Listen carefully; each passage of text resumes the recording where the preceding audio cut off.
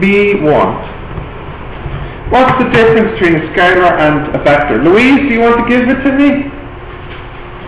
The difference between a scalar and a vector? The scalar is equal to magnitude. Yep. And a vector? The vector is equal magnitude and direction. Yeah, so we say a vector has magnitude and direction. However, a scalar has only magnitude.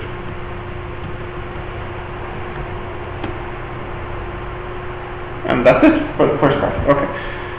So B. So you got here a river. Now I think as we were talking to Who yesterday, there's a small typo. I think they meant to say parallel here. A man tries to swim across a river. The river is 15 meters wide. The man swims at 1.4. But the river flows down or parallel to the banks. So the river is going this way with 5.6 meters per second.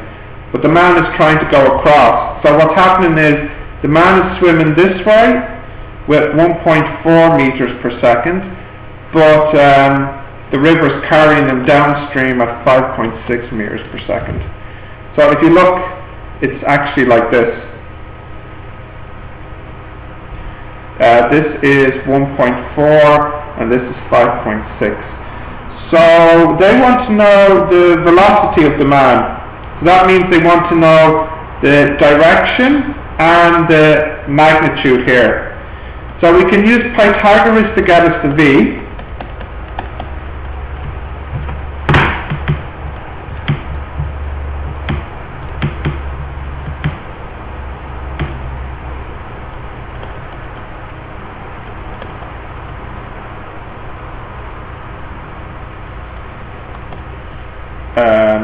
If I just do a square root here. And then to get the theta, do you remember what the formula is for that? We did it in maths as well. Tan inverse 1.4 over 5.6.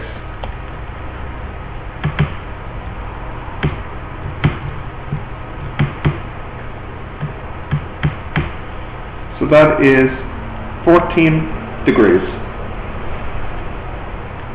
So the answer is the resultant, that's equal to 5.78 meters per second at 14 degrees to the bank. This is, I don't know if you know this, but this is called a bank on the river, and this is called a bank. Just like AIB, except not this type of bank. So that's the first part.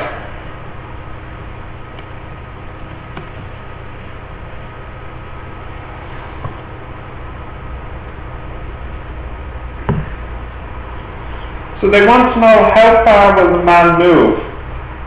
So what's happening is, first we need to work out the time. Now, what's nice here is there's no acceleration. It's all constant speed. So we can use, in that case, the formula distance. Yeah, let's not confuse me. Distance equals speed multiply time. So I want the time. Yes, that's what you said, Abraham. Thank you. Distance over speed. So we only need to look at the vertical. So that's 15 divided by 1.4. So the time he's swimming is 10.7 seconds. Now, he's swimming like this, and what's the speed here? We said it was 5.78 meters per second. So if he swims for about 10 seconds, and he swims at about 6 meters per second, then the answer should be about 60 meters. So if I just multiply 10.7 times 5.78, so that is, in total, he swims 61.8 meters. What I did there was 5.78 multiplied the time, 10.7.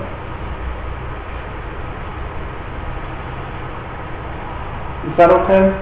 Yeah. Is that okay, Louise? You don't seem so sure. Half okay? Yeah. Will we do the C part now? Yeah. So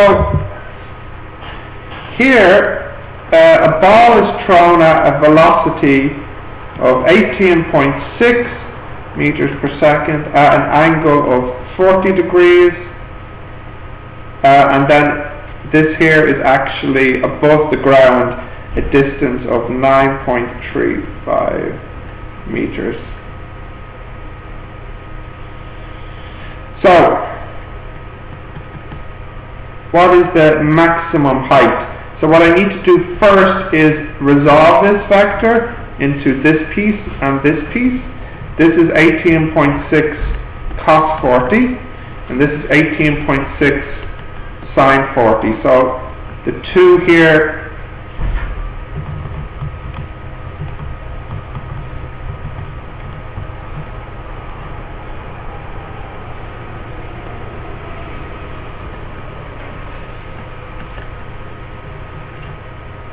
and then the other one.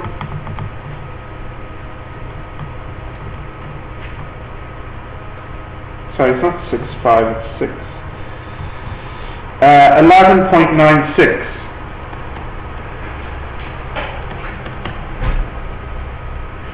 So what's special about the maximum height? Well, it means that if you have U, V, A, T, S, the V is 0 at the maximum height. The U is 11.96 because we're only looking at vertical. Only vertical. Correct? A is minus 9.81. T and S we don't know. In fact, it is the F that we want. So if I use V squared equals U squared plus 2AS, I have 0 equals 11.96 squared minus 2 times 9.81 S, so S is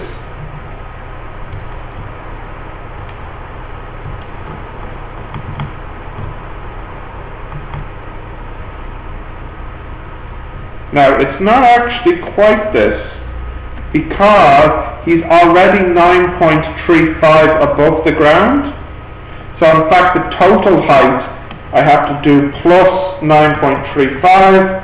So in fact the total height is 16.6 meters.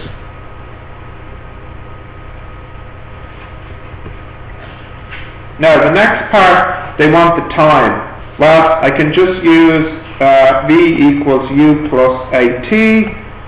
So I have 0 equals 11.96 minus 9.81 T.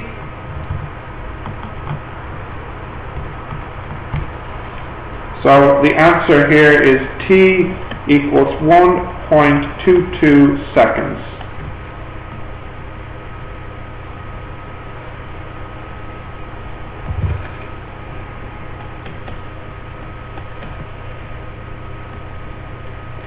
So they want the total time now for the ball to go all the way to the end here.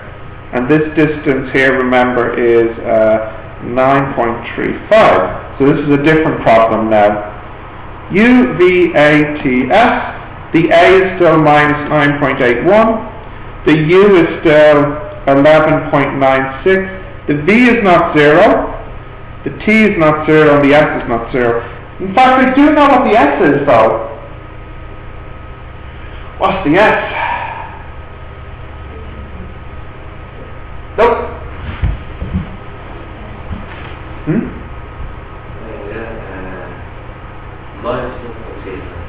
You remembered. We did something like this before. minus 9.35 because the ball at the end is 9.35 below the ground here. So that's why it's the minus there. Yeah. So we shall use S equals ut plus a half at squared minus 9.35 equals 11.96t minus a half 9.81 t squared.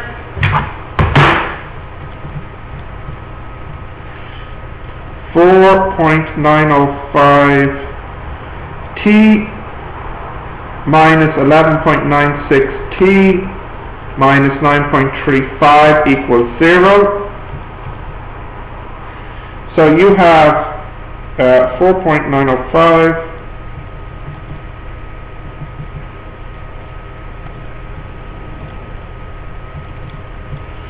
So the two answers you get from this quadratic, 3.06 seconds, or an answer which you don't use, minus 0.623. So this is the correct answer.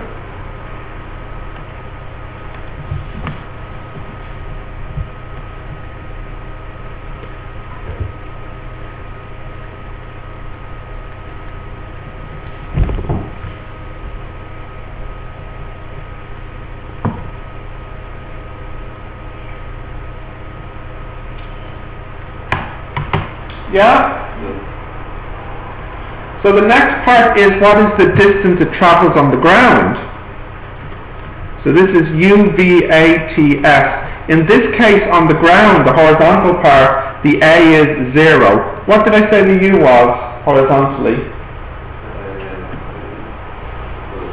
Yeah, you forgot it? Or maybe I have it here still. 14.25. And the T we know is 3.06, and they want the S. The S is ut plus a half at squared. But there's no L, so it's just ut. 14.25 times 3.06, so the S is 43.6 meters. Okay. So that's the fourth part. And finally, what is the kinetic energy of the ball as it hits the ground if its mass is 0.45? So what happens here is the ball.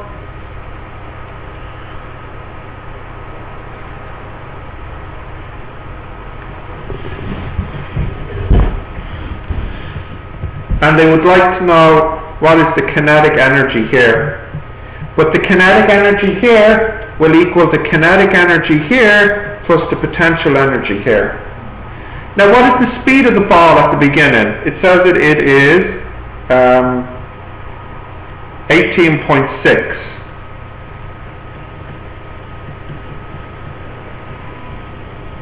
In fact, I just want the kinetic energy here.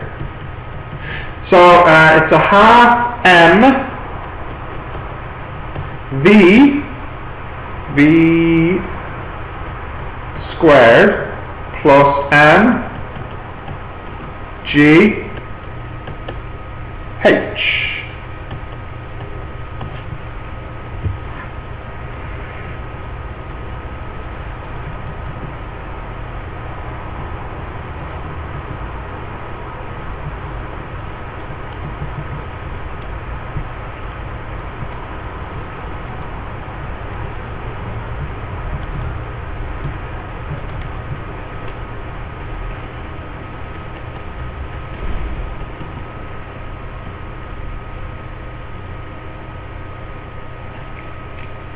That's it, 119 joules.